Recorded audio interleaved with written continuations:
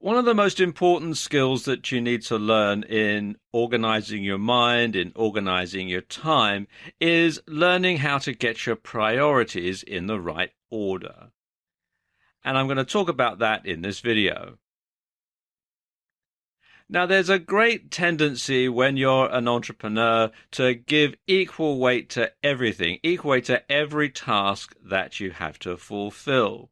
And quite often, especially when you're just starting out, you find that you have a lot of different tasks to fulfill. You've got to do all sorts of things in your home, in your business, and so on. So you might have to do things like cooking, cleaning, looking after your family, home maintenance, all things that are going to take up your home life, transport, dad's taxi takes everybody where they want to go. In your work life, you may have to look after your websites. You're going to need to find new clients. You're going to have to create products or provide the services. You're going to handle correspondence, emails, phone calls, letters, that sort of thing. You're going to have to keep up with the accounts and paying the bills. And it can be very difficult to fit it all in. No wonder our caricature in the middle here looks so glum. So you have to accept when you're an entrepreneur, when you run your business, and even in your life as a whole, that you can't do everything. There's just 24 hours in a day, and you can't do everything that needs to be done. It's just simply not physically possible because, of course, the more things you do, the more things that you find to do. And if you give each of them equal weight, then you soon find yourself in a bit of a problem. So you have to learn to set your priorities. You can't give everything equal weight. And you have to accept that some tasks are more important than others. So what you have to do is you need to learn how to rank tasks in order of importance. And you need to rank them like this, really. First of all, top priority are the tasks that you must do, come what may, come whatever you must do, whatever this task is. And this could be something in your business life, like going out and getting some new clients. It could be something in your home life, like you must pay your mortgage, that sort of thing. And then there's the things that you should do. And these are the things that you should do, and you're going to try your darndest to, but you can't 100% guarantee that you're going to be able to do it because they don't have as high a priority as the things that you must do. And then there's the things that you could do, if there's time. Otherwise, it's no big deal. And then there's the stuff that you can't do. And I suppose this, along with what you must do, is one of the most important categories because you can't do everything. Now, exactly what your top priority is going to be is going to depend a lot on you, on your business, and your circumstances. So when it comes to deciding what sort of priority to give something, you need to ask yourself, if I don't do whatever today, what's the worst thing that can happen? Now, if the consequences are dire, then this task is going to fall into the must-do category. So, for example, if you're not going to pay the mortgage, then you're going to get kicked out of your house, then obviously that comes into the must-do category. If the consequences are inconvenient, then this task will fall into the should-do category. You should do it, you should try and do it, but if you don't, well, there'll be problems, but it won't be a really serious problem. And if the consequences are no big deal, then this task should fall into the could-do category or the can't-do category. And when you're deciding what's going to fall into the can't-do category, you need to learn how to say no without feeling guilty. Now, lots of people have a big hang-up about this, and I suppose it goes back to childhood where you're brought up to please people, so you say yes. And of course, it is easier to say yes to something than it is to say no to something because you don't want to hurt people's feelings and that sort of thing. But when you say yes to everything, you are really not doing yourself any favors because, as I said, you can't do everything. So you need to learn to say no without feeling guilty. And if you don't have the time to do something, then you don't have the time to do something. It's that simple. It's not about being selfish. Lots of people will lay on a guilt trip when you say, oh, no, I can't do this. Oh, really? Why not? Blah, blah, blah, blah, blah. But it's not that way at all. It's not about being selfish. Because when you say no to something, it means that you're able to say yes to something that's more important. So something that goes at a low priority and you say no to it, it means that you're saying yes to having the time to doing something that's more important, that's something that's in the must-do category or the should-do category. Now, there's a very good book on this subject called How to Say No Without Feeling Guilty by Patty Brightman and Connie Hatch, and you can buy it at Amazon.com and good bookstores. And it goes into this in a lot of detail about the psychology of how you say no without feeling guilty. But once you can do that, once you've got that skill, you should be able to get your priorities in order very easily. In this video, I want to talk about goal setting for high achievement, because you can't actually achieve anything until you know what it is that you want to achieve. And that achievement, the thing that you want to achieve, is often referred to as a goal. Now, how does one define a goal? Well, Wikipedia defines it like this. A goal is a desired result that a person or a system envisions, plans, and commits to achieve. A personal or organizational desired endpoint in some sort of assumed development. Many people endeavor to reach goals within a finite time by setting deadlines. It's roughly similar to purpose or aim, the anticipated result which guides reaction, or an end, which is an object, either a physical object or an abstract object that has intrinsic value. Now, I suppose the best metaphor for defining a goal is actually to think about a game like football, soccer, or hockey. Here, the actual object that you aim for is called a goal. And you know that the objective of the game is to get the ball or the puck in the back of the net. And then you have scored a goal. You have achieved scoring that point. You have achieved scoring that goal.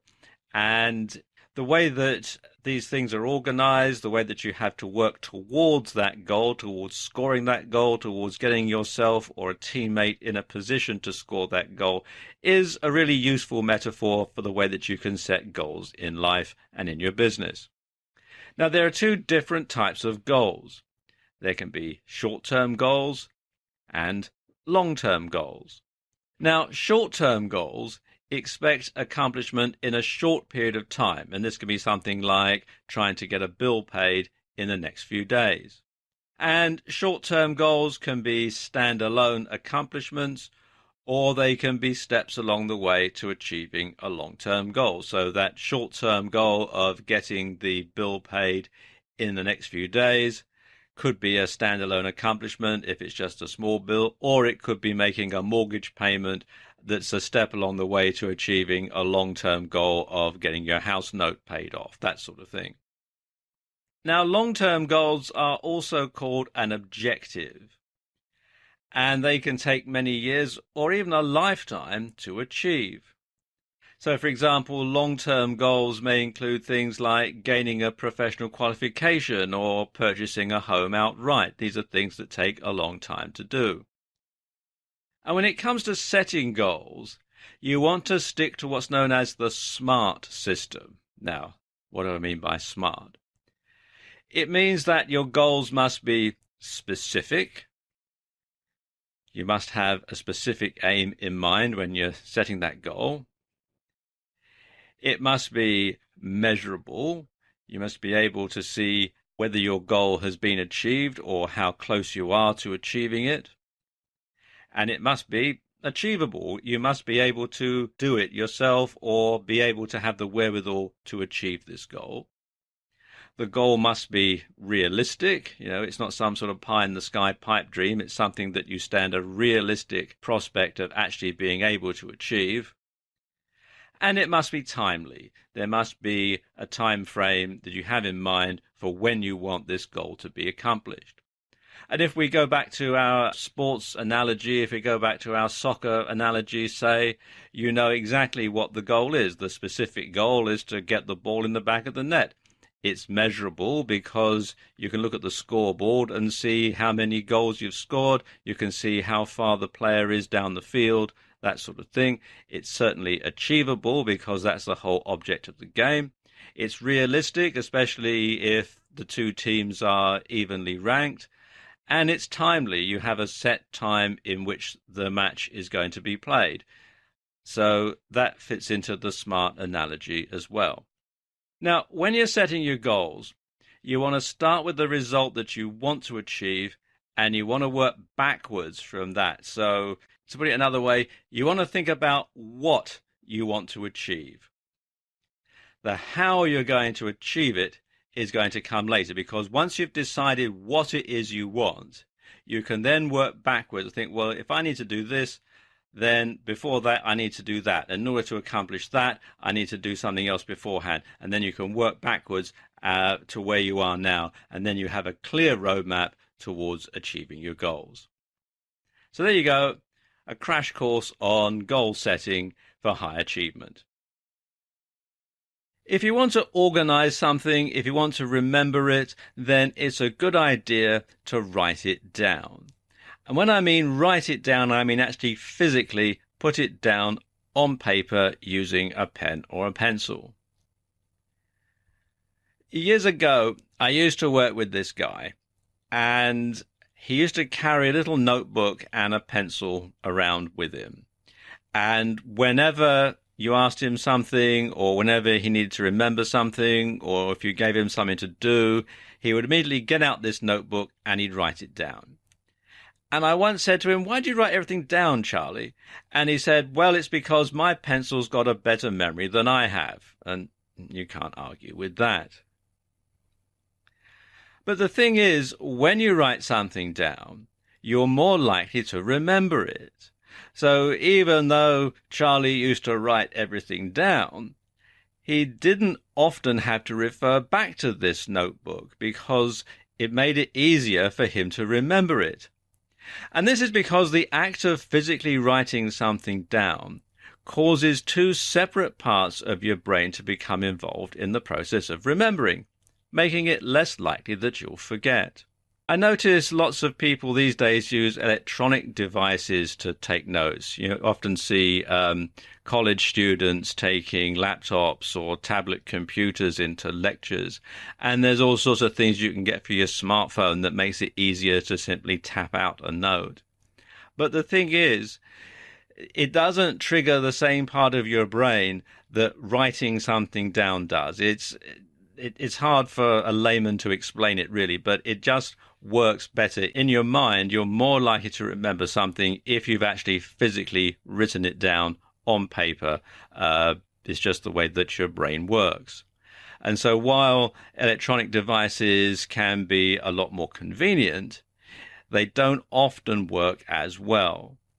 Now, when you're writing something down, probably the best thing to do is to carry around an old-fashioned notebook or a diary and a pen or pencil, and then you can make a note of things as and when. You can buy them online, and you can buy them lots of different places. Obviously, diaries you can generally get around the turn of the year, but notebooks are readily available from all sorts of places all year round. And you can get one that's small enough to fit inside your jacket pocket, or you can carry it in your purse or handbag or that sort of thing, and they don't take up a lot of space. And you can get it out and just write down your notes as and when.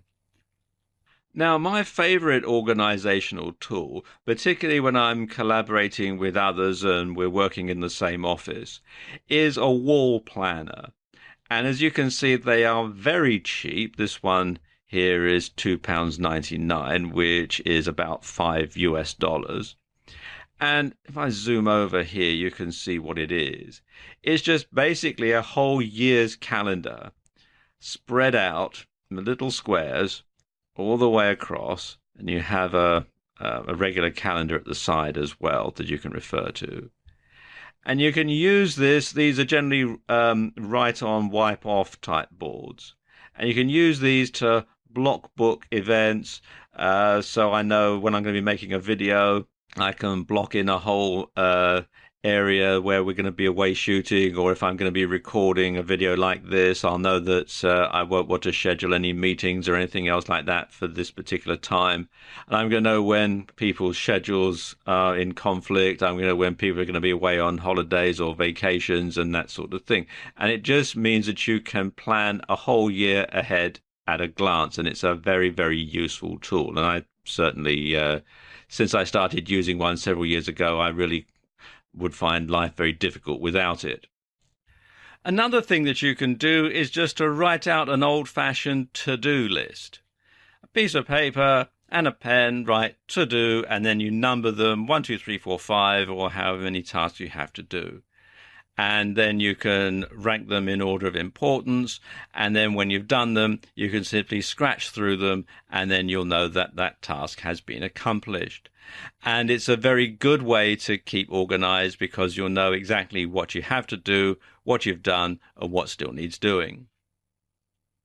Another old-fashioned and very well-used tool to write things down on and to use it to organize your time and to organize your life are post-it notes. Now, the humble post-it note, well, it's been around a long time and it often gets overlooked, but it is actually very, very handy.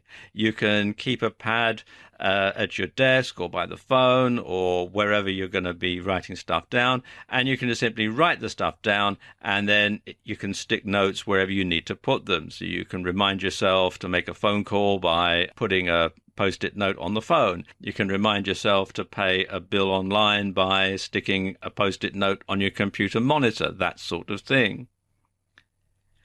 And if you're collaborating with other people, you can also use them on a notice board or on a pin board or just simply a spot on your office wall where you can organize these post-it notes, and you can simply put the post-it note up for people to read. And of course, post-it notes come in different colors. They're not just the plain standard yellow anymore. You can get all sorts of different colored post-it notes. And so you can color code your post-it notes so different things can have different colors and there can be different meanings and so on. And you can use that as a really good way of getting organized. But the key here, of course, like we said at the beginning, is to make sure that you actually physically write it down. It doesn't matter if your handwriting isn't neat, just as long as you can read it and other people can read it too. One of the most important skills that you can learn in business and in life, really, is learning how to delegate. And I'm going to talk about that in this video. Now, when it comes to delegating, you can delegate to other people, you can delegate to processes, or you can delegate to both. And when it comes to deciding what you're going to delegate, you need to ask yourself, does this have to be done by me? Am I the only person who can do this task? Is this something that requires my own personal attention? Or can it be delegated to somebody else, or can it be delegated to something else? Because after all, automated processes is a type of delegation. Now let's just take a look at this slide here, which is typical of the sort of things that someone who runs a home and a business will need to look out for. You have to do things like cooking, cleaning, looking after the family, home maintenance, transport. You might have to drive your kids all over the place, looking after websites if you run an online business, finding new clients, creating products or providing services, dealing with correspondence, emails, letters, phone calls, that sort of thing. And of course, the bane of every business person's life, doing the books, paying the bills, dealing with the accounts, that sort of thing. And I'm sure there are many more tasks that, quite frankly, just simply don't have room to fit onto this slide. No wonder the caricature in the middle here is looking a bit glum. Well, let's look at how tasks on this slide could be delegated. First of all, delegate the cooking. You can always eat out, and you're delegating the cooking to the people in the restaurant. Then there's the cleaning. You can hire a cleaner to do that for you. You know, your time is valuable. If you're doing your cleaning, then you're charging yourself a great deal of money for something that actually has a very low value. When it comes to home maintenance, there's all sorts of maintenance contractors out there who can do things like giving the outside a lick of paint or cutting the grass and weeding the flower beds and that sort of thing. And they can be hired locally very easily. When it comes to transport, well, you can get an account with a taxi firm. Lots of cab companies will actually offer a discounted rate to their contract customers. So ask around, and then you can simply give everybody the taxi company's number and your account number, and then they can simply book a cab to get around, freeing you up to do other things. You can see our character is starting to brighten up a bit.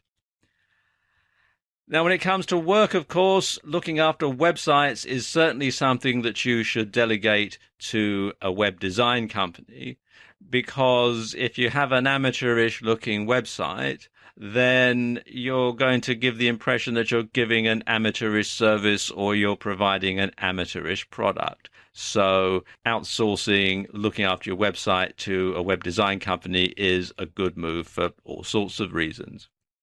Then there's creating products or providing services. Now that can be outsourced, especially if you're making a digital product or you're providing a service online. And there are lots of websites out there like freelancer.com or Upwork that can put you in touch with talented freelancers who can do the job for you. For short jobs, small jobs, you can usually use fiverr.com. Now, when it comes to correspondence, well, replying to emails can be delegated to an autoresponder. And that's probably the best example of actually delegating to a thing rather than to a person. An autoresponder company like Aweber or MailChimp or someone like that will set you up an account, and you can simply send out emails on schedule, so you don't have to worry about emailing your newsletter to every client individually.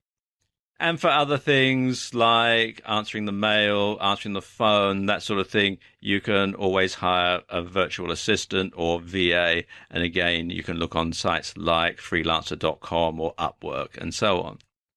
When it comes to doing the accounts, paying the bills, that sort of thing, well, you should outsource that to your accountant because they have the necessary skills and the time that they can devote to it.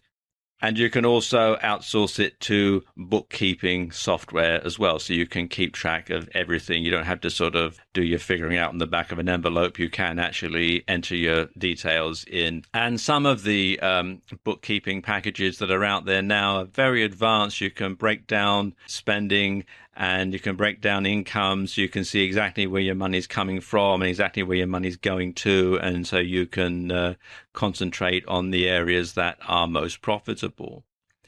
So you see, with all this stuff now delegated, that leaves you to do the two most important things, which is looking after your family and finding new clients. And these are things that have to be done by you. You really can't outsource or delegate those. And as you can see, our caricature in the middle here is now looking very happy indeed without having quite so much to occupy its mind.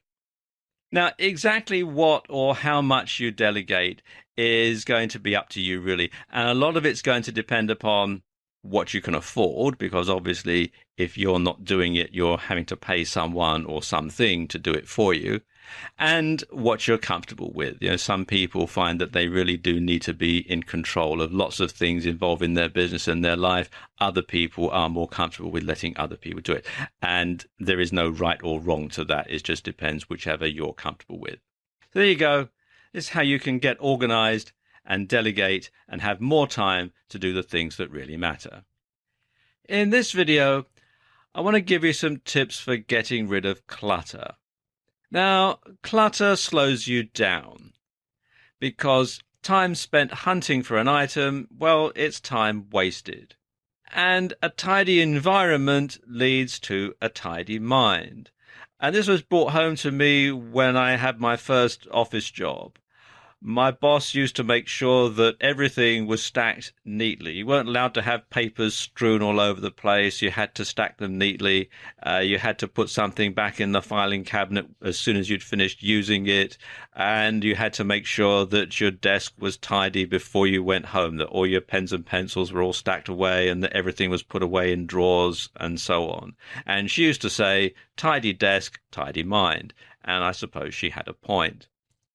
And the first step that you can take to getting rid of clutter is to get proper storage, a proper place to keep everything where you can put it back when you finish using it and you're going to know where it is and other people are going to know where it is.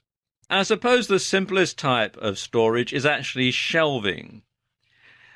Shelves don't cost a lot of money to buy. You can put them up quite easily. You can get shelving units that are freestanding if you're in rented accommodation or rented office or rented home and the landlord doesn't want you drilling holes in the wall. You can buy self-assembly shelf units. They come flat packed and you can simply put them up in an afternoon.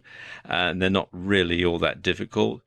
And once you've got things on shelves, then it's very easy to find where they are because you can just see where they are by looking. So instead of having to sort through a pile of books to find a particular one, for example, you can simply look where it is on the shelf. And of course, you can do like the people who own these shelves have done, which is label up the shelves alphabetically so you can find a particular item, a particular book in this case. And that's the easiest way of getting everything organized and storing things, is to simply get them on shelves, get them off the floor and out of a pile and actually up onto the wall where it's very easy to find. Another thing that you can have is proper filing. You can have a filing cabinet, and that can contain suspension files, or particularly if you're working from home, because, let's face it, a filing cabinet doesn't particularly go with home decor. You could have lever arch files or box files that you can put on your shelf, and you can label them up, you can color code them, you can do all sorts of things with them, and you can make them very easy to find what it is that you're looking for, so you don't have to go hunting for it. So again, you don't have a pile of papers, you can just simply file them away in your files, and then you can refer to them as and when necessary. And you should devise a filing system that works for you. I mean, there is no set way that's the best. It's whichever works for you is the best system that you can have.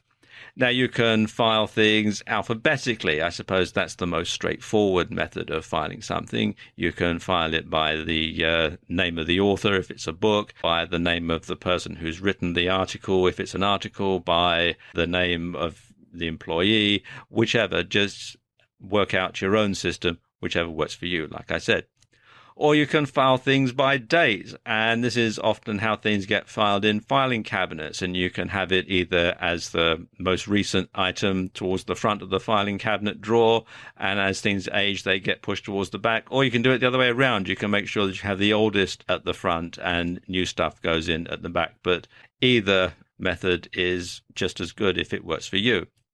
You can file things by client. You could perhaps have a different color file folder for each different client, so you can see exactly which client's work you're working on just by simply pulling the different colored file box off the shelf. Or you can file things by job, and if you give a job number, then quite often that can tie in with your accounts software, so you can cross-reference.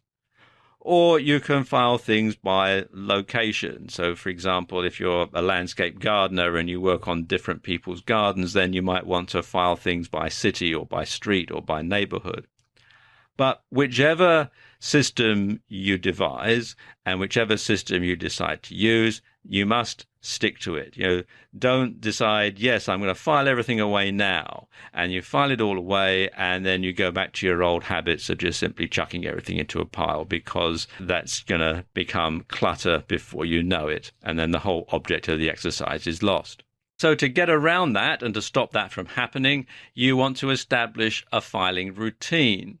So a good thing to do is to file papers as soon as you've finished using them, just like my old boss used to make me do. As soon as you finished looking at something, it went back in the file. You should also file bills in a folder when they arrive, and then you can transfer them to another file after they've been paid. So you can tell immediately which bills have been paid and when, and you can also see which bills need to be paid. And when you take something from a file, you must remember to put it back. Otherwise, as I was just saying, it defeats the whole object of it. If you take something out of the file and then just simply stick it in a pile on the side of your desk, well, then there's not a lot of point in having a filing system, is there? You do have to stick with it. Something else is you want to get rid of stuff that you don't use anymore. So that old laptop that you took out of service when you got your new laptop and you thought, well, I'll keep it as a backup machine and who knows, I might get round to converting it to run on Linux and then that'll give me something else to do when I'm not very busy. Well, let's face it, it's still there, isn't it, at the bottom of the pile of newspapers and magazines in the corner of your office. So you're never going to use it. And if your current laptop breaks, well, you're probably going to buy a new one now anyway. So chuck it out and free up the space and get rid of the clutter. And as a general rule, if you haven't used it for a couple of years, chances are you're never going to use it again, whatever it is. So chuck it out. And when you throw the stuff out, when you clear the decks, when you get it all filed away, all of a sudden you'll find the clutter has gone. In this video, I'm going to give you some tips for organizing your computer, because the more organized your computer is, the more efficiently you're going to be able to work. And one thing that you can do to get your computer organized is to clear your desktop of unused icons, because if you've got to hunt around on your desktop to find something, then it's going to be a lot of wasted time, and you might click on the wrong icon and you open the wrong program and you've got to shut it down again, and it's all disorganized. So getting rid of icons that you haven't used for a long time is a nice way to really speed up your work. Now, how do you do this in Windows?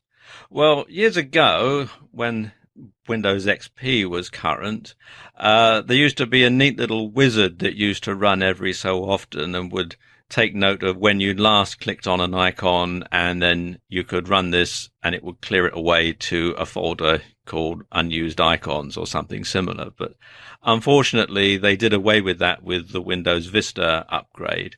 So now you have to do it manually, but it's not really a big deal. What you have to do is right-click on the desktop to create a new folder, and you can call it unused desktop icons or something similar, and then just simply drag the icon to this new folder. And when you do need to refer back to that particular program, you can go to the unused desktop icons folder and use it. But if it's one that you don't use very often, chances are that you'll have little cause to do that. And then all you have left on your desktop are the icons for programs that you use regularly. On a Mac, you can remove the icons manually to a separate folder, like on Windows.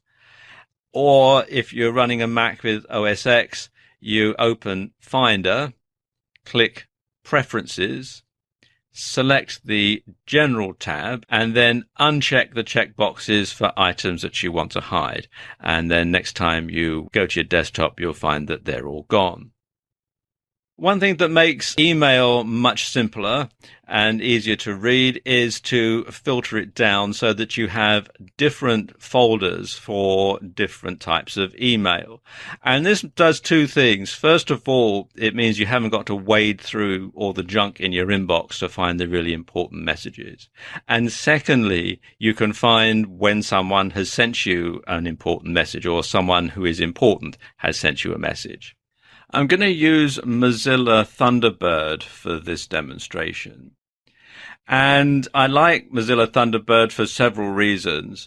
First of all, because it enables me to run filters very easily. And second of all, because I can use multiple email accounts within the same client. So it does give me a lot of flexibility.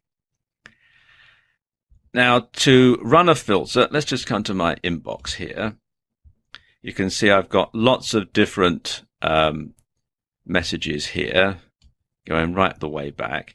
And if I wanted to find a particular message from a particular sender, then it would be a lot of hassle to have to go through it one at a time. So to create a message filter, I'm going to come here to Inbox, and then on my Windows computer, I'm going to right-click and have New Folder. And now let's say that I want to filter all my messages from the Warrior Forum into this separate folder. I could call it Warrior Forum. And I'm going to have it as a subfolder of Inbox, but you can also have it as a subfolder of local folders or something like that, and click on Create Folder. You can see we now have this new subfolder, Warrior Forum. Now, there are several ways that you can actually create the filters themselves. I'm going to show you the easiest way, and that's to come to a message from the sender that you want to create the filter from. Come down to where it's got their from, right-click on Windows, and then come to here where it says Create Filter From, and select that. You give the filter a name. I'm going to call it Warrior Forum. I like to keep the filter names the same as the subfolders that they're going to go into.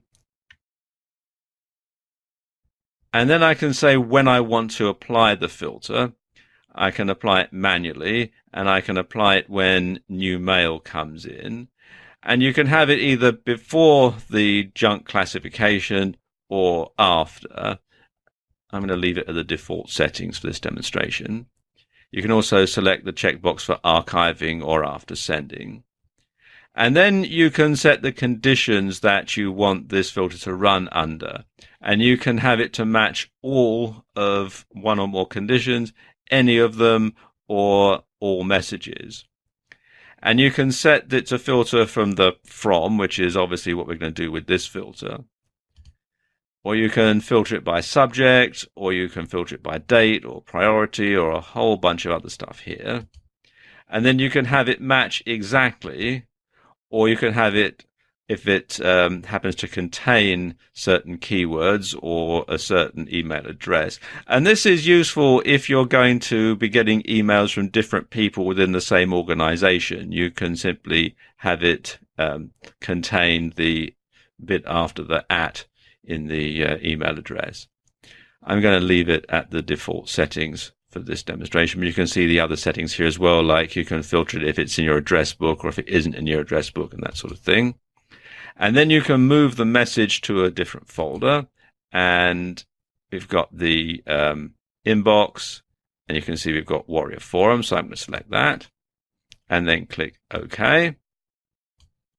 There you go. Now you've got all the filters here, and you can see that they're enabled. And you can add a new filter from this dialog. You can edit it. You can delete it. When you have more than one filter, you can select the order that they're run in. So that's that. So I'm going to select that.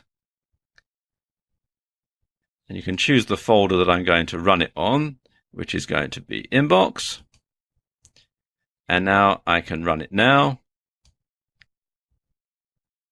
Like that, and you can see, if you look up here, it's moved all of the email messages that I've got from the Warrior Forum into this particular folder. So we can now close this. So there's nothing here at all, but if I go here, you can see we've got all the different messages that I've got from the Warrior Forum. So now when I get a message from the Warrior Forum, it's going to be filtered out, and I'll know immediately when I've got a new message from the Warrior Forum. I won't have to go and look for it in my inbox. And you can apply a similar technique to organizing bookmarks in your internet browser, because again, it makes finding sites that you want to revisit that much quicker. I'm going to use Google Chrome for this demonstration, although the process is similar for other web browsers. Now in Chrome, what you do is come up here to the Customize icon and click on it. And then we come over here to Bookmarks. And you can see I've got a few bookmarks already set up here, but because this is for demonstration purposes, there aren't all that many. But if I were to use this on a regular basis, you'll probably find lots and lots of different bookmarks here. So what I'm going to do is I'm going to go here to Bookmark Manager and click on that. And then come here to Folders and click on Add Folders. And what I'm going to do is I'm going to add all my internet marketing bookmarks into one new folder. So we call this Internet Marketing. And that's done. So I can come back here to where it says Bookmarks Bar. And then what I can do is just simply drag all of these across into my new folder, like that. I can do it like that. And now, when I go to my bookmarks, you come here, bookmarks, you can see it's got internet marketing there, and then I can come down and I've got them all organized. So I don't need to wade through lots and lots of different bookmarks and scroll down to find different bookmarks. I can just simply come to it very, very easily and very straightforward, and that saves me a ton of time. So there you go, just a few ways that you can organize your computer. In this video, I want to give you some tips for organizing your travel. Because if you can organize your travel so that it's more efficient, you're going to save time, you're going to save fuel, and thereby save money as well. And the first thing to do when organizing your travel is to use a map with your sat-nav or GPS. Now, sat-navs are great, especially if you're driving in a strange city. We've not been there before and you don't know your way around. You don't have to do what we used to do years ago, which was have to keep the map balanced on your knee while you're driving around and trying to read the road signs and trying to make sure you get off at the right exit and make the right turning. And if you find yourself with an unexpected one-way street, then that can throw you completely out of whack and you can get completely lost. But with a sat-nav, of course, it can direct you around and get you to your destination very easily.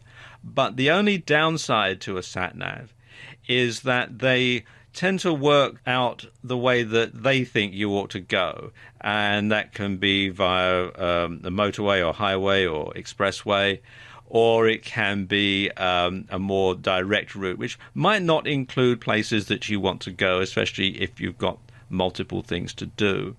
So what I like to do is work with a map alongside the sat-nav. So when I'm planning the route that I want to take, the route that I think's the best one, not the route that the sat-nav thinks is the best one, I'll often have several destinations and then work from one to the other, sort of put my first destination into the sat-nav from one that I've worked out from the map, and then the second one, and then the third one, and so on. And that way I can get the best of both worlds. I can plan the route that I want to take, and I can have my sat-nav guide me there. And when you do this, when you work with the map and sat-nav together and have multiple destinations, then you can get more from each journey, and that is more efficient. So, for example, you could do the shopping after you've dropped the kids off at school, instead of dropping the kids off at school, going home, getting a shopping list, going back to the supermarket. You can do it in one trip. Or you could collect your dry cleaning on your way home from work, and if that means you have to take a slight detour, or if you use public transport and you have to get off the subway a station earlier, well, then do that, because it's still more efficient than making a separate journey just to get your dry cleaning. And you can also group errands together. So if you're going to a particular area, then you can make sure that you're going to do all of the jobs that you need to do in that particular district all at the same time. And that might mean bringing some forward or putting some off till later, because you know that you're going to be in that particular area at that time and you can do everything at the same time. Or you can group them together by compass points. So everything that's to the north of your home or the north of your office, you can do that on one day, or you can do all the south ones the next day, east and west and so on. And that way you don't have to keep dashing backwards and forwards. You can concentrate on getting things done in a much more organized manner. And of course, when you do it this way, It's more time efficient because you're not wasting time going to and fro. You can actually work things out in the same order and do things one after another. And of course, as I was saying earlier, it's more economical because you don't use up as much fuel, or you don't have to buy a separate ticket for a different trip every single time. So there you go, just a couple of tips for organizing your travel. In this video, I want to give you some tips for organizing your grocery shopping. And one of the simplest things that you can do is to just keep a pad in the kitchen and jot down when things run out. After all, you know what stuff you buy on a regular basis, so you can add those to the list when needed. So when it comes time to do your grocery shopping, you don't have to rummage around in cupboards or in the refrigerator or wherever to see what you've got and what you haven't got, because as soon as you start to run out of something, you simply write it down at that time. And something else that you can do when it comes to actually going out to the store is to organize your list by where things are in the store. So after you've written everything down as and when you've decided that you need it, you can then rewrite it in the order that you're going to come to it. Now, I know supermarkets don't like people doing this, and they do tend to move things around from time to time so that you can't do this. But let's face it, a lot of the things that you're going to buy are going to be in the same places. After all, the bakery is going to be in the same place, and the pharmacy is going to be in the same place, and the meat counter is going to be in the same place, and the frozen foods are going to be in the same place, because they can't really move these fixtures around on a whim. It's a major operation. Whereas they might decide to move the tinned carrots to where the jars of olives used to be, and you then have to go and hunt around if you want carrots. But for the most part, you're going to find that generally the sort of stuff that they have in the supermarket stays the same. So you can then write it out in the order that you're going to come to it, and that's going to save you a lot of time. And also, you're not going to get distracted and spend more money on things that you don't really want. And of course, perhaps the most efficient type of grocery shopping is a sort of grocery shopping that you can do online. Now, apologies to any of the ladies who are watching this video, because I know that women often see shopping as a sort of a social occasion. But like most guys, I absolutely loathe shopping. And the sort of shopping that I loathe the most is grocery shopping. Quite frankly, I can't think of anything that's a bigger waste of time than trudging around the supermarket putting stuff into the shopping cart. So for a long time, I've been doing my grocery shopping online. And this is the shopping page for Tesco, which is a big supermarket here in the UK. But I'm sure lots of other supermarkets all around the world have something similar. And the great thing about doing my grocery shopping online is it's very, very quick and very convenient. So I can just simply go through and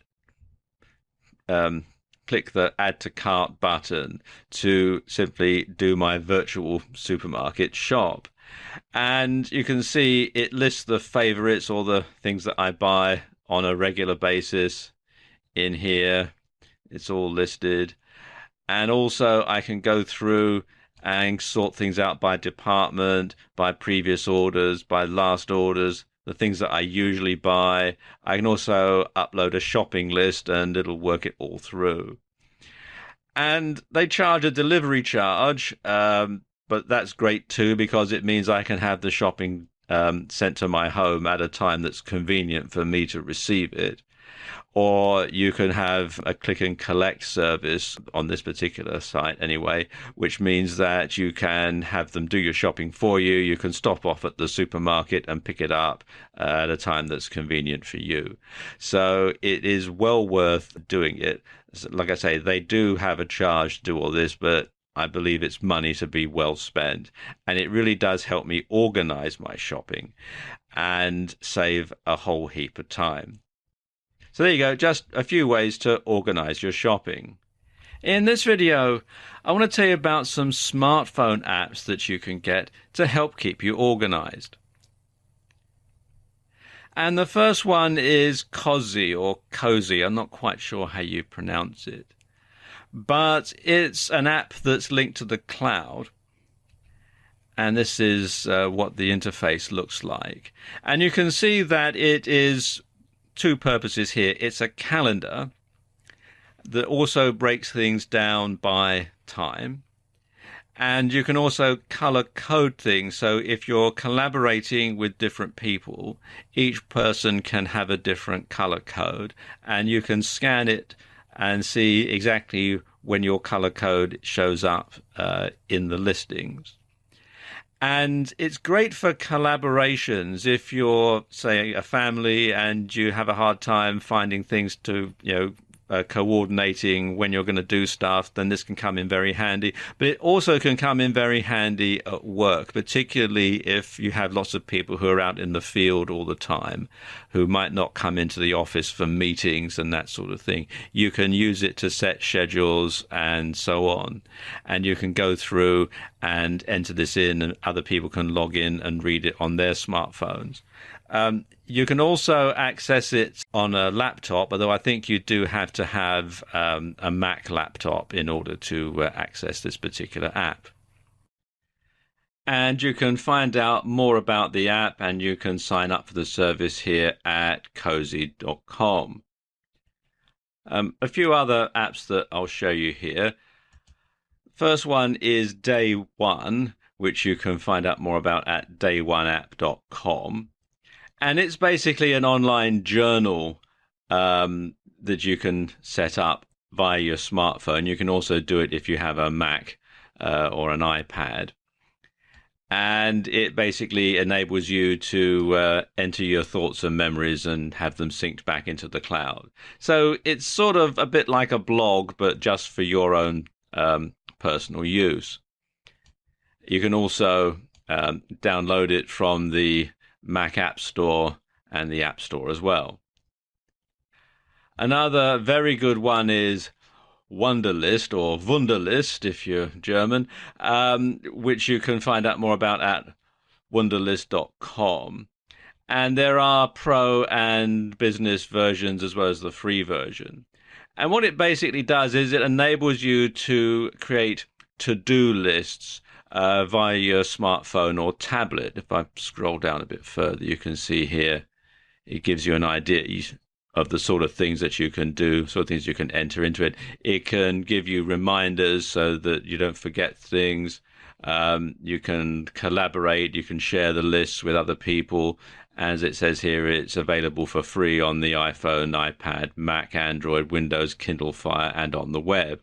And you can download it here. A few more illustrations of it.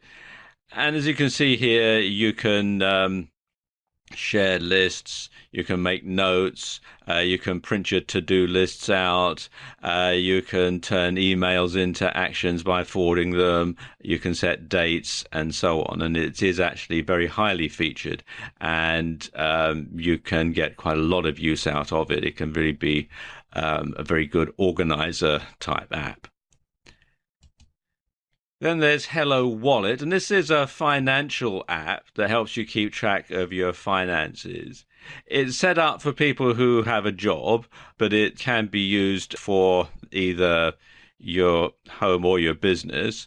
And if I scroll down here, you can see they have a video on the site that explains it in some detail. So I'm not going to go into a lot of detail here, but you can see it tells you all sorts of things that you can do with it. You can say exactly how much you spend on things like your mortgage or entertainment, and it breaks everything down. So it allows you to keep track of exactly what you're spending and what you're spending things on. And finally, there's Seconds Pro. Now, this is an interval timer to help keep track of training, workouts, and that sort of thing. And you can, if I scroll down, you can see here, doing things like keep track of how many push-ups you're doing. You can work out high and low intensity training, and it's a nice, clear display. And it really, means that you don't have to have a stopwatch and count push-ups and that sort of thing. So there you go, just a few apps that can help you keep organized by your smartphone. In this video, I want to tell you about some web apps that you can use to help get organized. And the first one is Google Calendar, which you can find out more about at calendar.google.com. And it's free to use. You simply sign in with your Google account, and if you have a Gmail account, then you'll automatically be signed up.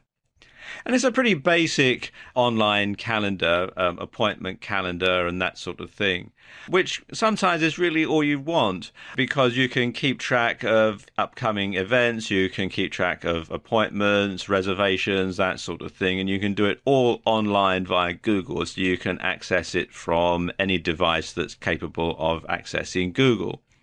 And you can see you've got all the details here. You've got a small calendar off to the side. You can organize it by the day, by the week, by the month. You can have it 4 days ahead. You have an agenda that you can also set, and this one just shows all the public holidays that are coming up. And you can also share your calendars with other people if they have a Google account as well. So it can be quite versatile, and sometimes you just need something really simple. The next one is Basecamp, which you can find out about at basecamp.com. Now, I use Basecamp quite a lot, and it is a really good app for people who collaborate with others online. So if you're putting together a project with different people in different countries and different time zones, then it just means that you can keep track of everything all in one place. You can post the to-dos, you can get updates, you can have people post messages on the Basecamp software itself so that you can log in to read them. You haven't got to keep sending emails out to lots of different people. You haven't got to coordinate things yourself. It handles it all for you. And it really is a nice piece of kit. It's not free, but your first project is free on Basecamp. After that, you do have to pay a subscription, but it's very well worth it. And as I said, you can find out more here at basecamp.com. Then there's Trello, and Trello is a bit like Pinterest, if you're familiar with that software. And what you do is you put together these cards, and then you post them on a virtual notice board. And so you can work collaboratively with other people. You put the stuff on a card and you post it on here, and then people can come to this online bulletin board and they can read what's posted there, they can add new stuff to it and so on. And again, if you are collaborating with other people in different countries, different time zones, then it just gives you a sort of a central place to store all the information and have everybody be able to access it at their convenience. Then there's Inex, which is a financial online app. And this allows you to do things like budget planning, debt management, goal achievement. You scroll down here a bit. And you can work out exactly what you're spending your money on and how much you're spending. It handles multiple currencies. You can have graphs to show where the money's going and where it's coming from. It's also got a recurring events calendar, so you know when things are coming up that you're going to need to spend money on, or when you're going to get a payment in if it's on a recurring basis and that sort of thing. And it does have a lot of capabilities, and it can be very, very good tool to help you get organized and organize finances. And you can find out more here at inexfinance.com. And finally, there's Google Keep.